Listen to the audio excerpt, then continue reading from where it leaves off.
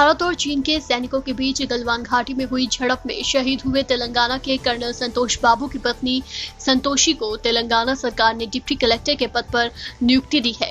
मुख्यमंत्री के चंद्रशेखर राव ने बुधवार को संतोषी को सरकारी नौकरी का नियुक्ति पत्र सौंपा। चंद्रशेखर राव ने अफसरों को निर्देश दिए हैं कि शहीद की पत्नी की नियुक्ति हैदराबाद या आसपास के इलाकों में ही की जाए। कर्नल संतोष बाबू की पत्नी संतोषी अपनी 8 साल की बेटी और 3 साल के बेटे के साथ फिलहाल दिल्ली में रहती हैं।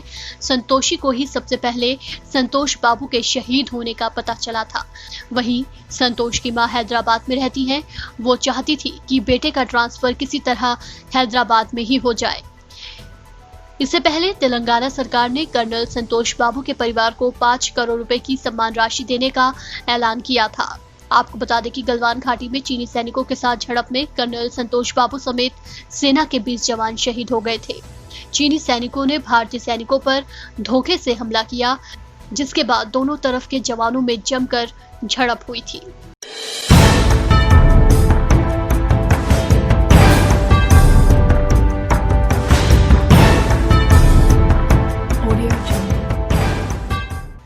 कोरोना वायरस के केसेस देश भर में तेजी से बढ़ते जा रहे हैं। कोरोना महामारी का अभी तक कोई इलाज नहीं खोजा जा सका है। इस बीमारी से बचाव का एकमात्र तरीका मास्क पहनना है। ऐसे में जम्मू कश्मीर के एक लोकल उर्दू अखबार ने सराहनीय पहल की है। अखबार ने अपने फ्रंट पेज पर एक मास्क लगाते हुए पाठकों से इसे पहनने की अपील की है, ताकि इस महामारी पर काबू पाया जा सके। प्रदेश के लोग हैरानी में पड़ गए जब उन्हें मुफ्त में मास्क मिला। दरअसल कोरोना वायरस के प्रति जागरूकता फैलाने के लिए उर्दू अखबार ने ये अनोखा तरीका अपनाया है। सुबह सुबह जब लोगों ने अखबार को खोला तो उन्हें मास्क अटैच मिला। इसी के साथ पाठकों से मास्क पहनने की अपील की गई। रोशनी अखबार के संपादक जहरा शोरा ने कहा कि जनता के बीच जागरूकता संदेश पहुंचाना जरूरी था, लिहाजा मास्क पहनने को प्रेरित करने के लिए यही एक अच्छा तरीका लगा। देखिए, आइडिया तो प्रेजेंट सिचुएशन को देख के ही आया। काफ़ी सारे लोग मास्क यूज़ नहीं कर रहे थे, तो हमने सोचा कि we should give out a very strong message that conveys to people that wearing a mask is of high importance. तो उसी सिलसिले में आगे सोचता गया तो ये आइडिया आया। तो हमने फिर इसको टीम के साथ डिस्कस करने के बाद जब सबने एग्री किया तो we went ahead with it and finally pulled the event. Jammu Kashmir के पूर्व सीएम उमर अब्दुल्ला ने भी अखबार के इस कदम की सराहना की। अब्दुल्ला ने ट्विटर पर लिखा, हमारे उर्दू अखबार रोशनी के जरिए पहले पन्ने पर एक मास्क लगाना एक बड़ी पहल है। ये मास्क के इस्तेमाल के बारे में संदेश घर पहुंचाता है और मास्क के आसानी से उपलब्ध नहीं होने के बारे में बहाने को भी दूर करता है। अच्छा हुआ जो कोई इस पहल के साथ आया।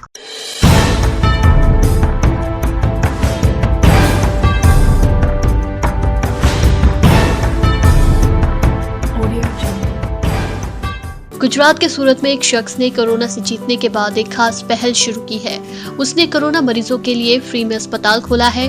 दरअसल सूरत के real estate businessman Kadar Shaikh corona संक्रमित हो गए थे, जिसके बाद उनको अस्पताल में भर्ती कराया गया, जहां कादर शेख ने कोरोना को मात देने के बाद फैसला किया कि वो मरीजों के लिए फ्री अस्पताल खोलेंगे। घर लौटने के बाद उन्होंने ऐसा ही किया। कादर शेख ने अपने दफ्तर को ही अस्पताल में तब्दील कर दिया। कादर शेख ने अपने ऑफिस को 85 बेड वाला कोविड अस्पताल बनाकर तैयार किया है और इसमें ऑक्सीजन की सुविधा भी है। सबसे खास बात यह है कि इस अस्पताल में कोरोना मरीजों का इलाज बिल्कुल फ्री होगा। नगर निगम के अधिकारियों और डॉक्टर ने भी अस्पताल के इंफ्रास्ट्रक्चर को देखकर उसे कोविड फैसिलिटी के तौर पर इस्तेमाल करने की मंजूरी दी है। इंडियन एक्सप्रेस की खबर के मुताबिक कादर शेख कोरोना पॉजिटिव पाए गए थे, जिसके बाद उन्होंने प्राइवेट अस्पताल में अपना इलाज करवाया था। कादर के इलाज में काफी पैसे लग गए थे।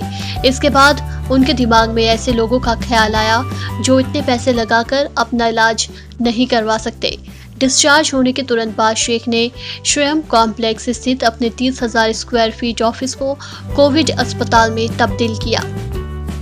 जब अस्पताल बनकर तैयार हो गया तो उन्होंने सूरत नगर निगम के साथ मेडिकल स्टाफ और 15 बेड वाली आईसीयू की सुविधा वाले उपकरणों की सप्लाई के लिए एक समझौते पर हस्ताक्षर किए। उनका ये अस्पताल सूरत के अदाजान इलाके में बना है।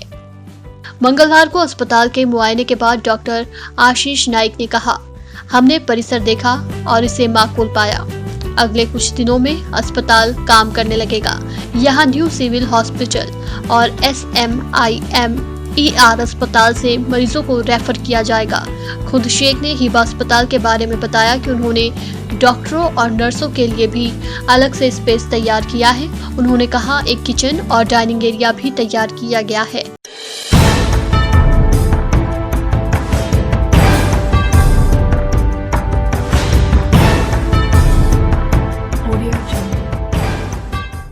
कोरोना महामारी का जानलेवा कहर जारी है। भारत में कोरोना के मामलों की संख्या 12 लाख के पार पहुंच गई है। वहीं कोरोना की चपेट में आकर देश में अब तक 28,846 लोगों की मौत हो चुकी है। अच्छी बात यह है कि भारत में कोरोना मरीजों की रिकवरी दर में बढ़ोतरी हुई है। अब तक 7,59,168 कोरोना मरीज ठीक हुए हैं। लेकिन इस महामारी ने देश की अर्थव्यवस्था को बेपटरी कर दिया है। भारतीय रिजर्व बैंक के पूर्व गवर्नर रघुराम राजन ने भारतीय अर्थव्यवस्था पर कोरोना संकट के असर को लेकर कहा है कि इससे उबरने में अभी लंबा वक्त लगेगा। CNBC के एक कार्यक्रम में रघुराम राजन ने कहा कि फिलहाल अर्थव्यवस्था में सुधार की स्थिति देखने को मिल रही है, लेकिन अभी काफी कुछ किए जाने की जरूरत है। अर्थव्यवस्था को पूरी तरह से रिकवरी में आने में लंबा समय लगेगा। उन्होंने कहा कि कोरोना में रोकथाम, वैक्सीन का इजाद करने, टेस्टिंग का दायरा बढ़ाने या फिर मेडिकल पॉलिसी को दुरुस्त करने से भी भारत की अर्थव्यवस्था में सुधार देखने को मिल सकता है। उन्होंने कहा कि कोरोना वायरस की वैक्सीन के ट्रायल को मंजूरी दे दी गई है और इसके इस साल की चौथी तिमाही में आने की उम्मीद है। वैक्सीन को बहुत सारे लोगों को देना होगा। लोग अगले साल के मध्य तक रेस्टोरेंट जैसी भीड़भाड़ वाली जगहों पर जाना सुरक्षित महसूस करेंगे। राजन ने एक प्रोफेसर के हवाले से कहा कि जो देश कोरोना को नियंत्रित करने में कामयाब रहेंगे वो भी सिर्फ 95% अर्थव्यवस्था चला सकते हैं। इससे साफ है कि कोरोना का असर लंबे वक्त तक अर्थव्यवस्था पर रहेगा, लेकिन इसमें दो राय नहीं है कि अर्थव्यवस्था को पटरी पर लाने में समय लगेगा और ये कई अर्थशास्त्रियों का भी मानना है।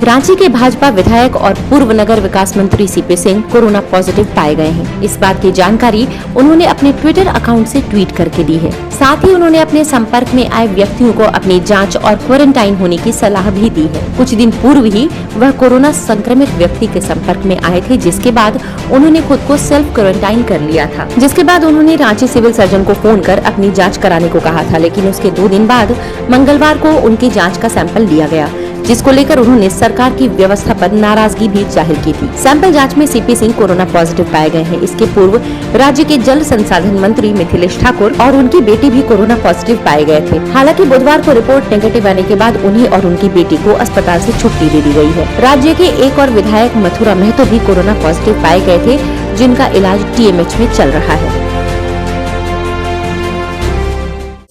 जान है तो जहान है, कमाता तो जिंदगी भर कमाते रहेगा लोग, लेकिन पहले तो जिंदगी रहना चाहिए ना। इसलिए जब यही स्थिति रही तो मेरे विचार से तो लॉकडाउन कर ही देना चाहिए।